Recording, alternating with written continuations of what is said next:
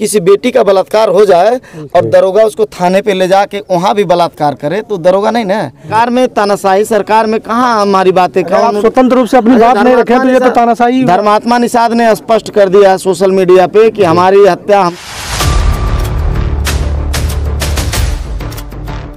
Sir, आखिरकार जिलाधिकारी कार्यालय पे आप सब गए हुए थे, आखिरकार अंदर क्या ऐसी बात हुई जबकि आप लोग उस बात को लेकर के मतलब लाश को यहाँ ला करके अंतिम संस्कार किया?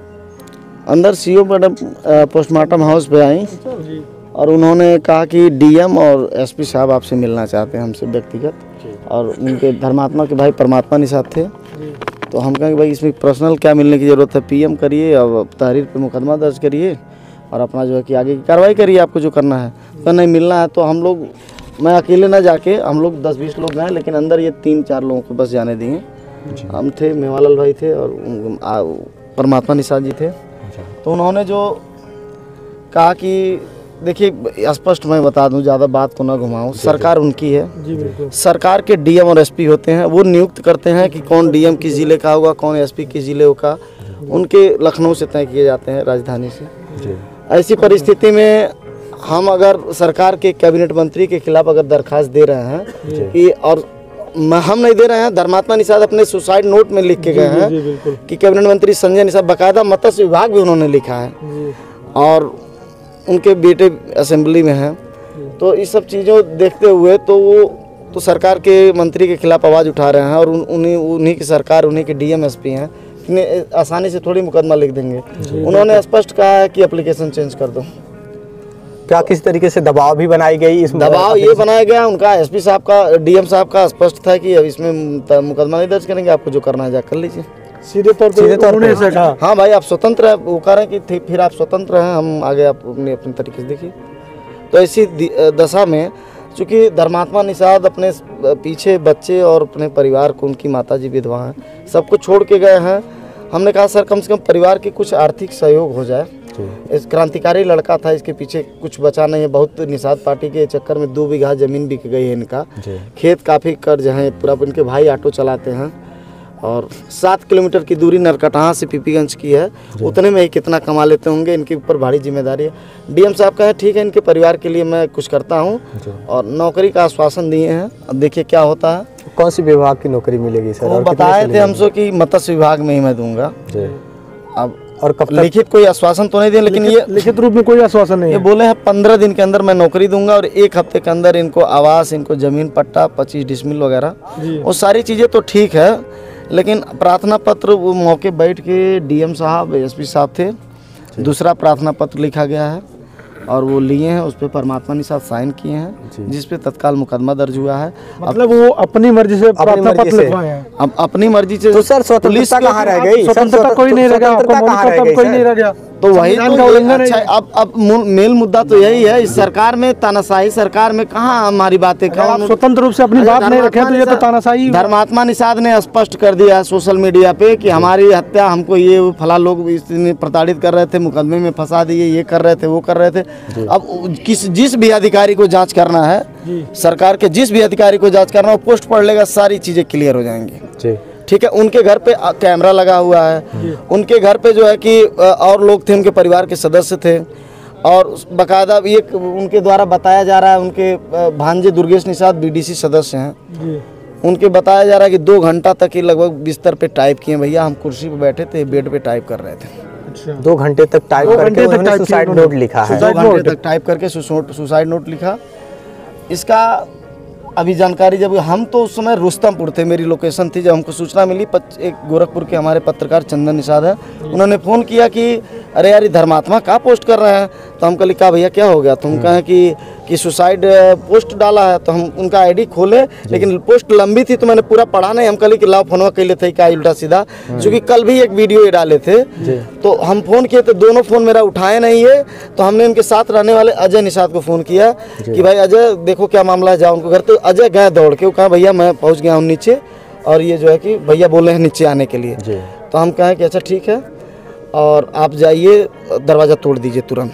तो ये गए हैं पूरे परिवार के लोग, दरवाज़ा मजबूत था, नहीं टूटा। चाबी खोजने लगे हैं, चाबी खोजते खोजते वो तब तक हम फ़ोन कट गया इनका और हम फ़ोन किए तो रोने लगे अजय।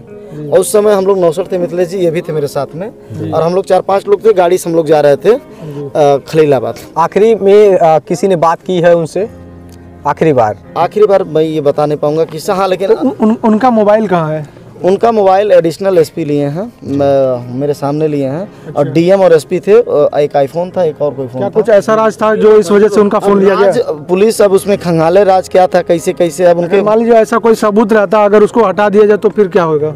अब सबूत मिटा दे, सरकार उनकी है जी, वो कुछ भी कर सकते हैं, वो कुछ भी कर सकते हैं, दरखास्त बदलवा सकते हैं, किसी को आरोपी बना सकते हैं। तो स्वतंत्र भारत में स्वतंत्रता कहाँ रह गई? बिल्कुल नहीं है। मानवाधिकार आयोग को इसको संज्ञान लेना चाहिए। मानवाधिकार आयोग इसको संज्ञान ले कि मुख्यमंत्री जी के जनपद में इस तरीके से इतनी बड़ी घटना हो गई। आज देखिए हजारों का जनसमूह है, आखिर इतनी बड़ी घटना को मुख्यमंत्री जी इग्नोर कैसे कर सकते हैं? संविधान कहा जाता है कि संविधान को बचाया जा रहा है, उल्लंघन ही है। बिल्कुल संविधान का उल्लंघन है। अगर इस प्रकार से हुआ है तो क्या आगे कुछ करने वाले हैं आप लोग? आगे अब हमारी तो अब सरकार माई बाप होती है, सरकार से हम निवेदन नहीं कर सकते हैं। हम लोकतांत्रिक ढंग से संवैधानिक हम लड़ाई ही लड़ सकते हैं अपने लोगों के लिए। अब हम धरने पे भी बैठ जाए और सरकार की मंशा ना हो तो हमारे पर लाठीचार्ज करके मुकदमा लिख के हमको तो छितर बितर कर देगी। आप सरकार की जब मंशा ही नहीं स्पष्ट रहेगी तो हम उसमें लड़ाई लड़के क्या कर सकते हैं? तो आखिर मान लीजिए अगर इस तरह से बात होता है तो किससे अपनी बात रखा जाए? प्रशासन से रखा जाए, सरकार से? जब तानाशाही है तो कहाँ अपनी बात रखा जाए? हम लोग अपने समाज को जागरूक करेंगे जी, और इस सरकार को ही बदल देंगे जो सरकार तानाशाही करेगी। इस सरकार को बदल के जो लोग मेरे समाज पे आज के समय में उत्पीड़न कर रहे हैं उनको दुगने मुआवजे के साथ ये चीज़ वापस की जाएगी। सर, जिस तरीके से आप निषादों की आवाज़ बन करके लगातार उनके साथ रहे हैं, क्या आगे राजनीति करनी है आपको? बिल्कुल, राजनीति का मेरा कोई उद्देश्य नहीं। मैंने कभी नहीं लिखा हूँ कि मैं कहीं चुनाव लड़ूंगा, ये समाज तय करेगा। लेकिन एक चीज़ है कि समाज पे कहीं अत्याचार उत्पीड़न होगा, चाहे पूर्वांचल हो चाहे पश्चिमी उत्तर प्रदेश, अगर मुझे लग जाएगा कि वास्तव में गलत हो रहा है तो मैं वहाँ जाऊँगा, चाहे मेरे खिलाफ कोई मुकदमा दर्ज हो। और इस समाज के लिए अगर हम जैसे पढ़े लिखे युवा नहीं अपने समय दे सकते हैं, अपनी कुर्बानी दे सकते हैं, तो फिर मेरा समाज तो बहुत पिछड़ा है, दबा कुचला है, कौन लड़ाई लड़ेगा इनकी? आखिरकार जिस तरीके से शोषण किया जाता रहा है, आखिरकार एक के बाद एक गरीबों की आवाज़ दबाई जाती रही है, और अधिकतर आपके ही समाज के लोग क्यों मारे जा रहे हैं? नहीं, इनका नेतृत्व में खोट है। इनका नेता जो है वो दलाल है, और ये जो है कि कौन सर? बहुत इनको जो अपने आप को स्वघोषित गॉडफादर हैं, फिशरमैन हैं, ठीक है, जो स्वघोषित हैं, उनको कोई ये कहा नहीं है स्वघोषित है। ये एक मुस्त समाज को इकट्ठा करके, जैसे किसी बेटिया का बलात्कार हो जाए, धर्मात्मा निषाद ने एक पोस्ट में एक चीज़ का जिक्र किया है, किसी बेटी का बलात्कार हो जाए और दरोगा उसको थाने पे ले जाके वहाँ भी बलात्कार करे तो दरोगा नहीं ना मदद तो नहीं कर रहा ना। तो डॉक्टर संजय भी तो वही कर रहे हैं, समाज को आपने जगाया और फिर जगा के ले जाके बेच दे रहे हैं। यानी बिरादर आओ दाना खाओ करके तीतर की स्टोरी पढ़ाते थे, बिरादर आओ दाना खाओ, और सबको इकट्ठा दाना खिलाने बनाने की भाजपा की सरकार बनाओ और तुमको आरक्षण मिलेगा, और सबको ले जाके मरवा रहे हैं। क्या मिला? आरक्षण मिल गया।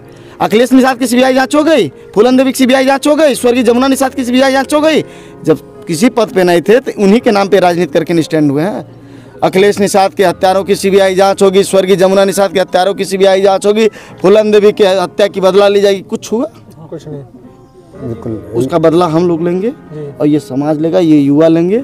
अब इनके बस का नहीं, नेतृत्व घबराए हुए, हताश है, निराश है, ये किसी को फंसाने के लिए उत्सुक है, हमारे जैसे कि हमको भी फंसा सकते हैं। आप पर भी तो मुकदमा किया गया था मेरे खिलाफ। मैं जिस धरने में बैठा था, गोरखपुर निषाद समाज के बच्चे की व्यक्ति की हत्या हो गई, मैंने उस धरना में परवीन निषाद और डॉक्टर संजय निषाद के बड़े लड़के अमित निषाद जी थे, उसमें मुकदमा दर्ज होता है, मुझे मुख्य अभियुक्त बना दिया गया, बेलेबुल धाराओं में मेरी गिरफ्तारी हो गई।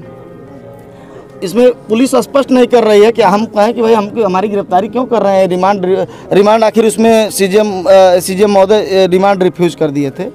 सैकड़ों अधिवक्ता साथी हमारे साथ खड़े थे। तो ये चीज़ें हैं, ये किसी को फंसा सकते हैं। ये समाज के बढ़ते हुए चेहरों जो भी कार्य करना चाहता है, ये ज़बरदस्ती अपने बेटों को ज़बरदस्ती, अब ये बताइए किसी सियार को ज़बरदस्ती अब शेर की खाल पहना देंगे तो शेर नहीं हो जाएगा? तो ये कहीं ना कहीं डीएनए की गड़बड़ी है, और मिला जुला के अब समाज में सही चीज़, सही लोग को हम लोग खोज के सही तरीके से राजनीति किया जाएगा। सर, क्या लगता है कि आपकी समाज अब जगेगी? क्योंकि उनके एक समाज को धर्मात्मा निषाद की बलिदानी व्यर्थ नहीं जाएगी। ये पूरा समाज पूरा देश दुनिया देख रही है कि किस तरीके से धर्मात्मा निषाद की सुसाइड नोट लिखे के जाने के बावजूद पुलिस लिपापोती कर रही है। और इसमें इनकी बलिदानी व्यर्थ नहीं जाए, सब समाज ये देख रहा है इनकी जागरूकता, और ये हम लोग मिशन के तहत इस चीज़ को पूरे प्रदेश में फैला के निश्चित तौर पे एक नए दिशा देने का काम करेंगे। तो चुनाव आता है तो सर तरह तरह के दावे किए जाते हैं, तरह तरह के वादे किए जाते हैं। जब चुनाव आने के बाद, चुनाव हो जाने के बाद, जीत मिल जाने के बाद जनता को कीड़े मकोड़े समझे जाते हैं। सर क्या लगता है ऐसे में समाज जगेगा? नहीं, मेरा जहाँ तक मानना ये होता है कि जो सरकारें बनती है वो उस समाज के जो लीडर होते हैं उनको 2-4 सीट दे के ये लोग अपना पालतू तीतर बना लेते हैं।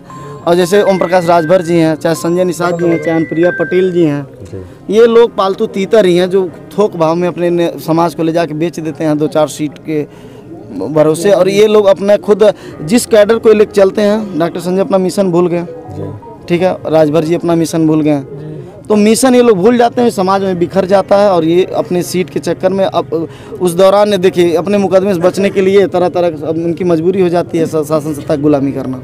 तो जैसा कि आप देख पा रहे हैं राजा निषाद, धन्यवाद सर आपका। निषादों की मसीहा कहें तो कम नहीं होगा, क्योंकि मैं खुद देखा हूँ कि रात दिन एक करके